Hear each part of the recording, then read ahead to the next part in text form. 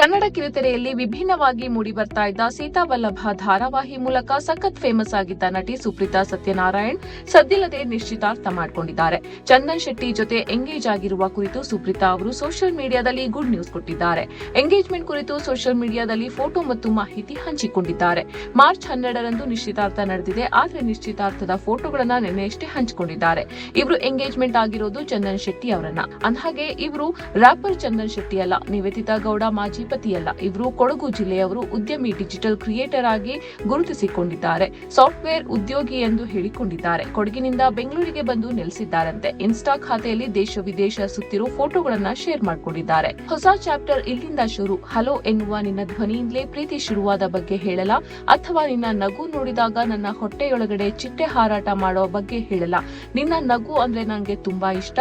ಆ ನಗುವಿಗೋಸ್ಕರ ನಾನು ಏನ್ ಬೇಕಾದ್ರೂ ಮಾಡುವೆ. ಖುಷಿಗೋಸ್ಕರ ನಾನು ದೇವರ ಬಳಿ ಪ್ರಾರ್ಥಿಸಿದೆ. ಅವನು ನನಗೆ ನಿಮ್ಮನ್ನು ಕೊಟ್ಟ.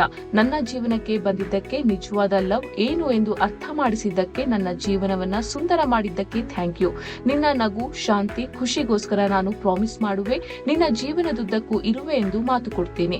ಇಬ್ಬರು ಒಟ್ಟಿಗೆ ಜೀವನ ಕಳೆಯೋಣ. ಐ ಲವ್ ಯು ಕಂದ, ನನ್ನ ಹೃದಯ ನಿನ್ನದು ಅಂತ ಸುಪ್ರೀತಾ ಇನ್ಸ್ಟಾಗ್ರಾಂನಲ್ಲಿ ಬರೆದುಕೊಂಡಿದ್ದಾರೆ. ಕನ್ನಡದ ಜನಪ್ರಿಯ ಧಾರಾವಾಹಿ ಸೀತಾವಲ್ಲಭದಲ್ಲಿ ಈಕೆ ಮೈಥಿಲಿ ಪಾತ್ರದಲ್ಲಿ ಕಿರುತೆರೆ ವೀಕ್ಷಕರಿಗೆ ಹತ್ತಿರವಾಗಿದ್ರು.